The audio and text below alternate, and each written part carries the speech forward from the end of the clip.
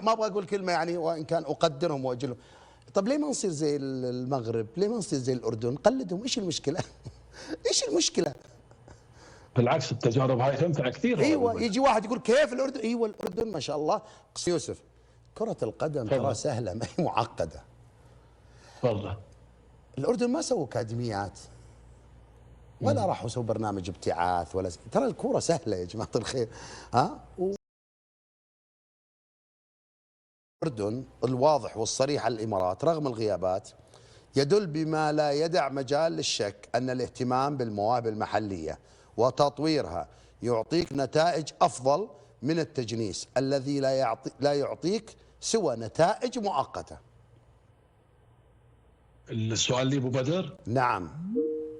طبعا الاهتمام بالمواهب، الاهتمام بالمدارس الكرويه سواء على مستوى المنتخبات او مستوى الانديه، هذا شيء جيد يعني.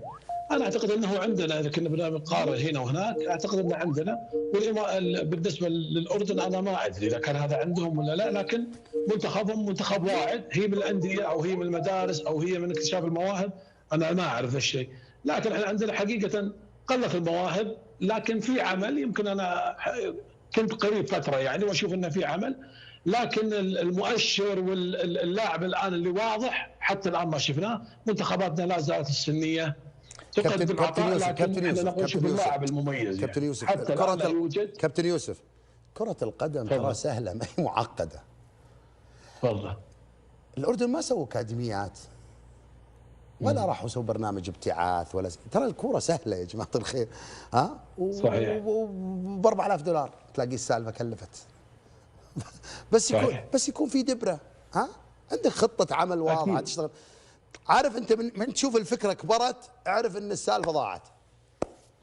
انا والله معك يا ابو بدر. انا اتكلم انه نحتاج حنا الانديه، نحتاج الان حتى انا ما ابغى اقول كلمه يعني وان كان اقدرهم واجلهم. طب ليه ما نصير زي المغرب؟ ليه ما نصير زي الاردن؟ نقلدهم، ايش المشكله؟ ايش المشكله؟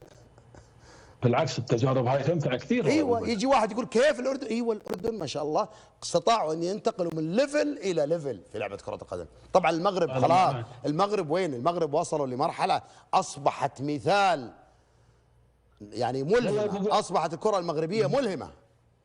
والله اتفق معك يا ابو بدر، وحقيقه هذا الشيء عليه استفهام كبير حقيقي. هي من مخرجات تدريب، هي من مخرجات قله مواهب؟ ما اعتقد. احنا نسمع عن مهد ونسمع عن ابتعاث ونسمع انه في حتى العدد والكميه كبيره من اللاعبين، يعني حتى الان ما طلع. هي يمكن مهد يمكن تركيزها على الالعاب الرياضيه المتنوعه يمكن اكثر من لعبه كره القدم كهدف يعني. الاكاديميات زي ابو بدر، المنتخبات السنيه اعتقد عندنا 11 منتخب، وكل منتخب ما شاء الله في دعم وفي معسكرات وفي بطولات. بس مشكلتهم يوصلون يا كابتن الى مرحله ما يلاقون يعني. انت عندك انتاج بس ما عندك منافذ بيع. طيب انت عندك انتاج بس ما عندك منافذ. انه يروح برا يعني اللاعب. لا يا عمي ما يلعب يعني شوف لازم يكون فلتة زمانه ويقعد احتياط.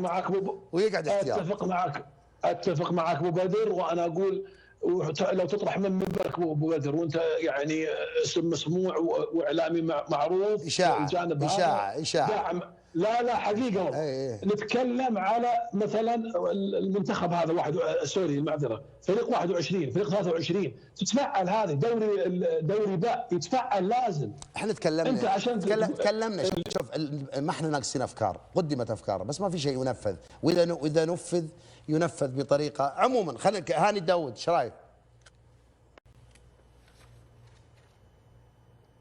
لا افتح الصوت عادي يا هاني. اي افتح الصوت يعني عاداك صالح بن خاع، صرت زيه تصك الصوت وسمير بعد عاداك. ايوه طيب ايش رايك في تجربه الاردن؟ ملهمه ها؟ شوف الاردن ما هي بوليده موسم او موسمين، ترى لا طالع الكره الاردنيه. هاني طالع الشاشه، لا تطالع الشاشه التلفزيون، طالع الكاميرا تفضل. على مستوى الكره الاردنيه ترى المنافسه محليا منافسه قويه ما بين الوحدات والفيصلي، ولها اسمها من بدري، لكن ليست وليده الصدفه، لها تقريبا 5 سنوات وهي قاعده تتطور. وخير شاهد اللي شفناه المنافسه القويه، يعني على اللعيبه الاردنيه، شاهدنا لعيبه اردنيه يلعبون في انديه اوروبيه. هذا التسلسل في التطور هو الوضع الطبيعي اللي كان يقوم عليه الكره الاردنيه، رغم نقص الميزانيات الماليه، الا انه الحافز الموجود لدى اللاعبين لتطوير انفسهم في اوروبا نعم. انعكس ايجابيا على مستوى الكره الاردنيه خلال الخمس سنوات الماضيه. شاهدنا في قفزه فعلا ملحوظه استطاعت ان تفرض اسمها على مستوى الكره الاسيويه. طيب، افريقيا. مشاهد من الاردن يقول اخوي وليد انا بدي اصحح لك معلومه. الاردن عمل مشروع بقياده المرحوم الجوهري اسمها مدارس الامير علي للواعدين، يزن النعيمات علي علوان، وكثير لاعبين خريجين منها مدارس تستقطب اللاعبين الصغار في سن مبكره. هذا يزن النعيمات يصافح الجوهري، يقول بالتوفيق للنشامه في قادم البطوله. وهذه الصوره، هذا كابتن محمود الجوهري الله يرحمه مع يزن. يعني فعلا شوف يعني انت محتاج 11 لاعب 11 لاعب تطلعهم من اكاديميه ينتجوا لك منتخب. بس هذا يزن لو كان موجود يعني في بلد اخر كان طبعا دخل ناشئين، بعدين دخل الشباب، بعدين راح الفريق الاول ما يبونه، بعدين يودونه اعاره النادي، بعدين يقعد شوي، بعدين فجاه تلاقي اللي اختفى وصار فتح له شركه مقاولات ولا شغال موظف استقبال وانتهى الموضوع وترك الكوره. السيناريو صحيح كابتن يوسف صح؟ يصير كذا. صحيح معك والله. عبد العزيز زلال. أنا عندي وجهة نظر أبو بدر في الموضوع هذا. يعني صحيح فيه أكاديميات عندنا وفيه دعم والبحث عن مواهب، بس اليوم أنا شدني في مواقع التواصل الاجتماعي كمثال بسيط، يوسف أكتشك اللاعب التركي بنادي الهلال عمره 20 سنة، إجازة الآن، اللاعب قاعد يصور أبو بدر ويتمرن وهو إجازة. اللعيبة الثانيين تكلم في الهلال، محمد القحطاني يصور في لندن. اللاعب بعد لازم يعمل خارج الملعب ابو بدر، لازم يطور نفسه. نجي على المنتخب السعودي مثلا، المنتخب السعودي عندنا مصعب الجوير، عندنا صالح ابو الشامات، عندنا ايمن يحيى، هذول جواهر ابو بدر.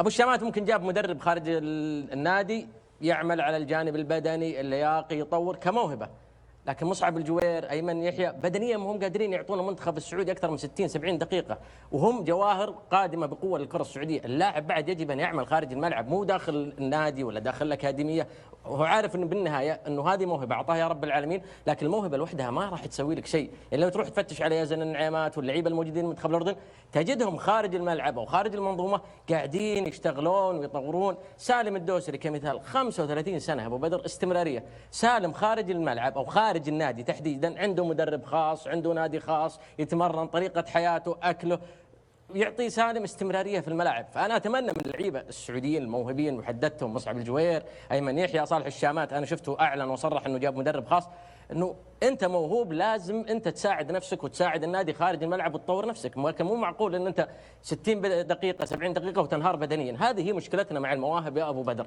الاكاديميات تكتشف مواهب، الانديه تكتشف مواهب ويلعبون، لكن يلعب لك سنه سنتين 3 سنوات عقد ب 10 20 مليون انتهى اللاعب.